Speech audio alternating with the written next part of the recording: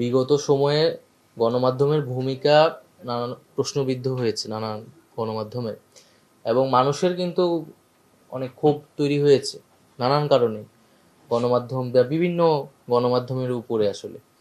তো মানুষের যে ক্ষুব্ধতা ক্ষোভ তৈরি হয়েছে, এটা কিন্তু সাংবাদিকদের বা ওই গণমাধ্যমের দায়িত্ব এটা স্পষ্ট করা, কেন মানুষ তাদের প্রতি বিক্ষুব্ধ হলো, মানুষের সাথে তাদের সেই ডায়ালগে বসা, তাদের নিজেদের অবস্থান বা নিজেদের যেই কর্মকাণ্ড বিগত সময় সেটা স্পষ্ট করা উচিত মানুষের কাছে এটা।